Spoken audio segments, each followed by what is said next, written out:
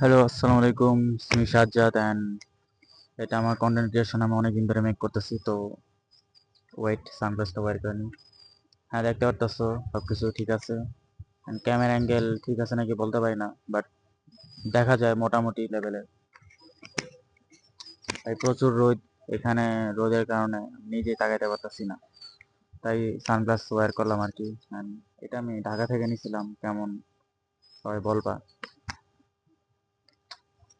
Yes, আজকে প্রায় 14 দিন, মেবি 14 দিনের মতো আমি কনসিস্টেন্টলি ভিডিও মেক করতেছি। অ্যান্ড এর আউটকাম অতটা ভালো হয় নাই, বাট যা হয়েছে মোটামুটি, মানে নর্মালি ক্যামেরার সামনে কথা বলতে পারি। আহ, কথা বলতে পারি বলতে যে আমার যে থটস অথবা যে টপিকস নিয়ে কথা বলি ওটা ক্লিয়ার ভাবে বলি আর কি। অ্যান্ড এটাই, প্রচুর রোদ, ঘামে পুরো উল্টা দিতেছি।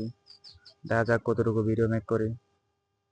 অ্যান্ড আজকে কি আর বলবো, কিছু মাথায় আসছে না, হোয়াট এভার।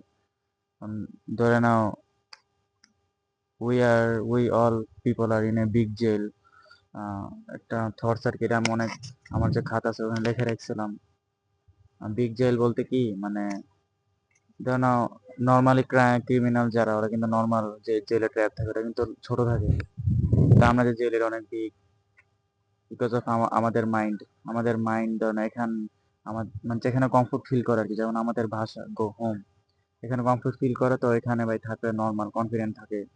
কিন্তু বাইরের সাথে মানুষের সাথে হ্যাং আউট করতে হলে কনফিডেন্স চলে যায়, অথবা ওইভাবে চলতে পারে না, তাদের পার্সোনালিটি চেঞ্জ হয়ে যায়। তো ওইটাই ভাই, মানে ওটা এক ধরনের জেল, ওর বাসায় যতটুকু থাকে ওইটাই ফ্রিডম। বুঝতে পারতেছো কি বুঝাইতেছি? And এটা এই কারণে ভাই আমাদের সবাই উচিত, আই মিন আমাদের এই জেলটাকে বিগ করা। অ্যান্ড দেন ভাই আমরা লাইফ এনজয় করতে পারবো। অ্যান্ড মানুষের ভাই অলওয়েজ জাজ করবে ঠিকই, কিন্তু তুমি যদি বিগ থিং না করো তো, তাতে জাজমেন্ট অনুযায়ী যদি থাইকা যাও তাহলে ভাই তুমি কখনো গ্রো আপ করতে পারবে না। তোমার নিজে থেকেই কিছু করতে হবে আর কি, মানে সেলফ, কি কয়, সেলফ ইমপ্রুভ করতে হবে। যেমন আমাকে দেখো, আমি কন্টেন্ট মেক করি হ্যান ত্যান, অবশ্যই আমাকে সবাই অ্যাপ্রিসিয়েট করে, আমার এলাকার পোলাপান যারা আছে, অথবা এদিকে আঙ্কেল চাচা চাচি যারা আছে। তা আমার এতে নেই ভাই, এতটা কি হয় না, অ্যাপ্রিসিয়েট না করলে কিছু আসে যাইতো না আর কি। আর আমি কন্টেন্ট ক্রিয়েশন এমন না যে মেক করি ভাইরাল হওয়ার জন্য অথবা অনেক টাকা কামাবার জন্য, এই কারণে না, আমার পছন্দ আমি মেক করি। এটার জন্য যে আমার টাকা কামাতেই হবে এমন কোনো কথা না, না।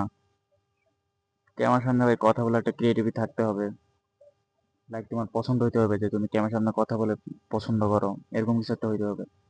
বাট তুমি যেটা প্রফেশন হিসেবে ধরো, যে প্রফেশন ভিডিও মেক করবো প্রতিদিন এরকম, তাহলে ভাই হবে না। ক্রিয়েটিভিটি দিয়েই কন্টেন্ট মেক করতে হয়।